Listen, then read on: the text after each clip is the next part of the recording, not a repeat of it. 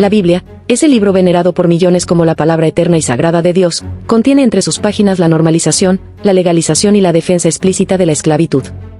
No se trata de una interpretación subjetiva ni de una exageración sacada de contexto. Está ahí, en blanco y negro, en múltiples versículos que no solo la mencionan, sino que la instruyen, la reglamentan y la perpetúan. El Antiguo Testamento está repleto de normas que legitiman la posesión de seres humanos como propiedad. En Levítico 25, 44-46, se autoriza abiertamente la compra de esclavos extranjeros, especificando que pueden ser heredados como cualquier otro bien material. No se cuestiona la práctica, se institucionaliza.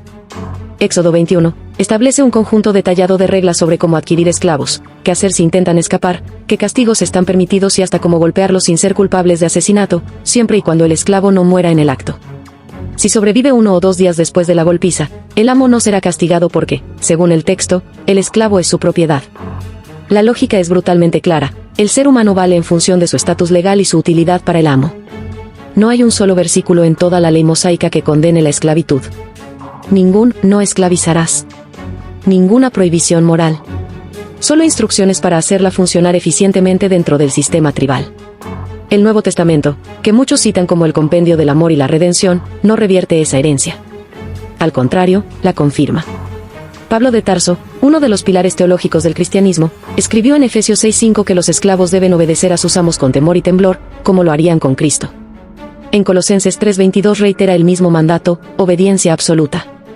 En 1 de Timoteo 6:1 se aconseja a los esclavos que respeten a sus amos para que el nombre de Dios no sea blasfemado. La sumisión no solo se exige, se justifica como un acto piadoso. En ningún momento se instruye a liberar a los esclavos. En ninguna parte se denuncia la esclavitud como una injusticia. Jesús mismo, cuya vida se presenta como el modelo moral supremo, nunca condenó la esclavitud. Predicó sobre el amor, la caridad y el perdón, pero jamás cuestionó la legitimidad de que un ser humano posea a otro. No pidió el fin de la opresión. No llamó a liberar a los cautivos en sentido literal. Su silencio sobre este tema no es neutro. Es una omisión que legitima por inercia. Los defensores de la Biblia como guía moral perfecta suelen recurrir a un argumento común: era otra época. Dicen que en esos tiempos la esclavitud era aceptada culturalmente y que Dios se acomodó a esa realidad. Pero esta justificación anula por completo la idea de que la Biblia representa una moral eterna e inmutable. Si Dios es eterno, perfecto e incambiable, su mensaje no debería estar condicionado a las costumbres sociales de tribus primitivas. Justificar la esclavitud por el contexto histórico es admitir que la Biblia refleja los valores de su época, no principios divinos universales. No se puede tener ambas cosas: o la Biblia es la palabra perfecta de un ser supremo que trasciende el tiempo, o es una colección de textos escritos por humanos con la ética limitada de sus días. Las dos cosas no pueden coexistir sin contradicción. La esclavitud no fue una práctica secundaria ni accidental. Fue central en muchas de las sociedades bíblicas. Abraham, el patriarca venerado por judíos, cristianos y musulmanes, tuvo esclavos. Job, presentado como modelo de virtud, tuvo numerosos siervos. Salomón, el sabio rey, construyó su templo con trabajo forzado. Moisés, supuestamente guiado por Dios, transmitió leyes que protegían los derechos de los amos, no de los esclavos. Y todos estos personajes son celebrados, no condenados. La esclavitud era vista como una institución normal, incluso bendecida. Y eso se refleja con claridad en los textos sagrados. No se plantea como un mal necesario. No se presenta como algo a superar. Se asume como parte del orden divino. En el siglo XIX, cuando los movimientos abolicionistas luchaban por terminar con la esclavitud en América, los defensores del sistema esclavista citaban la Biblia como justificación. Pastores, teólogos y políticos cristianos usaban versículos específicos para argumentar que Dios permitía la esclavitud. Y no les faltaban citas. La Biblia estaba de su lado. Los abolicionistas, aunque cristianos también, tenían que recurrir a principios más generales como el amor al prójimo o la dignidad humana, porque no podían encontrar una condena directa a la esclavitud en las Escrituras. El texto estaba del lado de los opresores, no de los liberadores. Esta realidad histórica demuestra que el texto sagrado fue un instrumento útil para perpetuar el sometimiento, y que solo una evolución moral externa logró romper con esa herencia. El argumento de que la Biblia habla de otro tipo de esclavitud, más suave o más parecida al trabajo servil, es insostenible. Las leyes del Antiguo Testamento permiten golpear al esclavo, venderlo, heredarlo, mantenerlo como propiedad de por vida. La esclavitud hebrea hacia sus propios compatriotas podía tener límites, pero la esclavitud hacia extranjeros era absoluta. No había derecho a libertad, ni redención, ni dignidad básica. Era un sistema de castas, de opresión institucionalizada. En el Nuevo Testamento, no hay siquiera esa distinción. Se da por hecho que la esclavitud es parte del mundo. No se cuestiona, se acepta como escenario natural de la vida. Y eso es una declaración moral contundente. Afirmar que eran otros tiempos, es negar la capacidad de la religión para haber sido vanguardia moral. Es decir que la Biblia no lideró éticamente, sino que fue cómplice pasiva o activa del poder. Hoy en día, la esclavitud está prohibida en la mayoría de los países, gracias a siglos de lucha, pensamiento filosófico, desarrollo de los derechos humanos y movimientos sociales. No fue la Biblia la que condujo a esa transformación. No fueron los versículos de Levítico ni las cartas de Pablo los que inspiraron la abolición. Fue la razón humana, la empatía y la reflexión ética la que concluyó que ningún ser humano debe poseer a otro.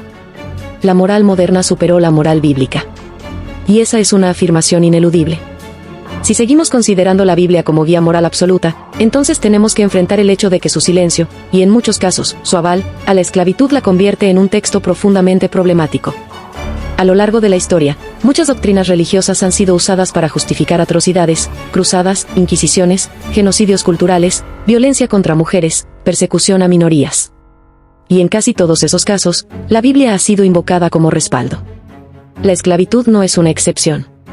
Es un ejemplo más de cómo un texto considerado sagrado puede ser usado para perpetuar sistemas de opresión, y cómo su estructura interna muchas veces no lo contradice, sino que lo apoya.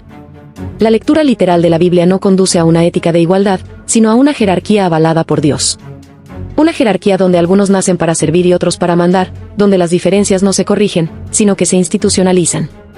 Aún hoy, en pleno siglo XXI, hay iglesias que evitan hablar de estos pasajes. O los reinterpretan, los minimizan, los encubren con alegorías. Dicen que no se pueden juzgar con los ojos modernos, o que el verdadero mensaje es espiritual. Pero estas excusas no borran el contenido explícito. No lo reescriben. Solo lo disimulan. La religión que pretende ser faro de verdad no puede construirse sobre evasivas. El silencio, la omisión y la reinterpretación forzada son formas de complicidad. Una ética verdaderamente trascendente no requiere justificaciones históricas. Requiere claridad, justicia y coherencia. La Biblia no ofreció eso en el tema de la esclavitud. No hay pasajes donde Dios ordene liberar a todos los siervos. No hay mandamientos que condenen la posesión humana. No hay profetas que griten contra la esclavitud con la fuerza con la que lo hicieron contra otros pecados. No hay redención sin sumisión. No hay liberación sin obediencia. La libertad en la Biblia es espiritual, no social. Y eso la convierte en un texto limitado por la época que la vio nacer. Aceptar esta realidad no es un ataque gratuito. Es una afirmación basada en la evidencia textual, histórica y moral. No se trata de odiar la religión, sino de exigirle honestidad. No se trata de eliminar la Biblia, sino de dejar de venerarla como un código moral absoluto. La humanidad ha crecido. Ha entendido que la dignidad humana está por encima de los textos antiguos. Que los derechos no se negocian con versículos. Que la libertad no nace de la obediencia ciega. Que ninguna divinidad justa permitiría que un ser humano posea a otro. Y que si un texto lo permite, entonces ese texto ya no puede ser brújula. Debe ser historia. La Biblia defiende la esclavitud. Lo hace en sus leyes, en sus ejemplos, en sus mandatos. Y por eso, no puede ser la base de una moral universal. Porque la verdadera moral empieza donde la opresión termina. Porque la justicia no nace de la sumisión, sino de la igualdad. Porque ningún Dios digno de adoración pediría obediencia a un sistema que degrada la esencia misma de lo humano. Y porque la verdad no teme ser examinada. La Biblia sí.